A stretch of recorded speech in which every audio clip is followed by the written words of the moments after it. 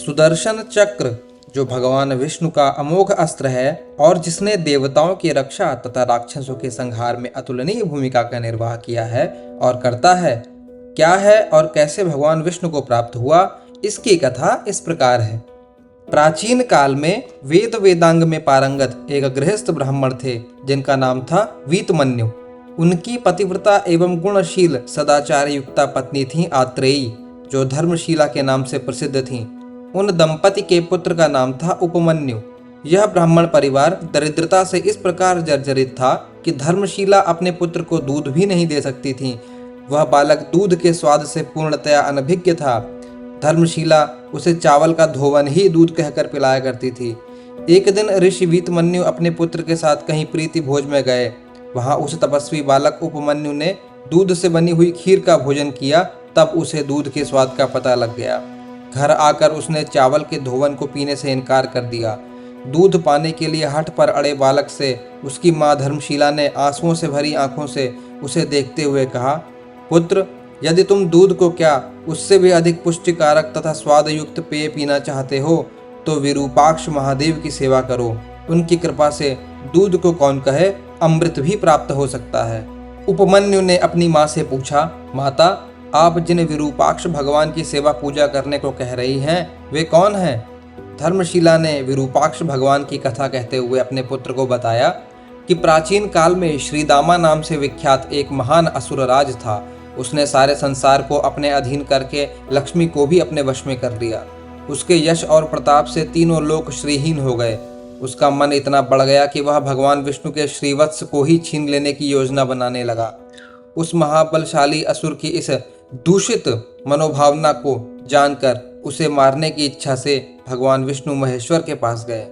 उस समय योग मूर्ति महेश्वर हिमालय की ऊंची चोटी पर योग मग्न थे। तब भगवान विष्णु जगन्नाथ के पास जाकर 1000 वर्ष तक पैर के अंगूठे पर खड़े रहकर परब्रह्म की उपासना करते रहे।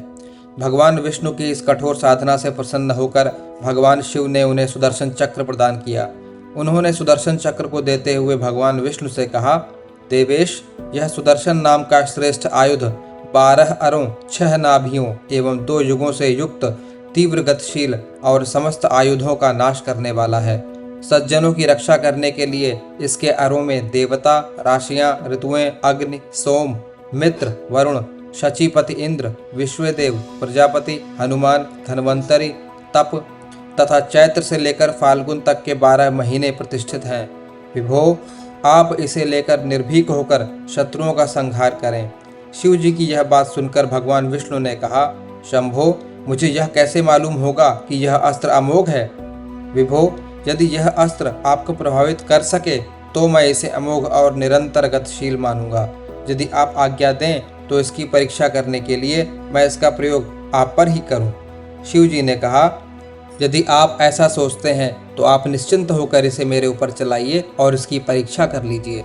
भगवान विष्णु ने जब सुदर्शन चक्र का प्रयोग शिव जी पर किया तो अजर अमर शिव जी भी 3 खंडों में कट गए। इन 3 खंडों के नाम पड़े विश्वेश, यज्ञेश तथा यज्ञ याजक। शिव जी को 3 खंडों में कटा देखकर भगवान विष्णु लज्जित हो गए और वे बार बार सदाशिव को प्रणाम करने लगे। भगवान विष्णु की यह दशा देखकर सदाशिव बोले, महाबाहो, चक्र की नेमी द्वारा मेरा यह प्राकृत विकार ही काटा गया है। मैं और मेरा स्वभाव तो क्षत नहीं हुआ, यह तो सर्वथा अच्छेद्य तथा अदाह्य है ही। केशव, आज से मेरा एक अंश हिरण्याक्ष, दूसरा सुवर्णाक्ष और तीसरा विरूपाक्ष के नाम से जाना जाएगा। ये मेरे तीनों अंश आराधना से महान पुण्य प्रदान करने वाले होंगे। विभो, आप उठें और उस असुर का वध कर डालें।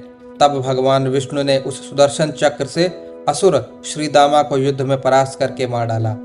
यह सुनकर वीतमन्यु के बलवान और तेजस्वी पुत्र उपमन्यु ने भी भगवान शिव के एक रूप विरूपाक्ष की उपासना करके अपना अभीष्ट प्राप्त किया।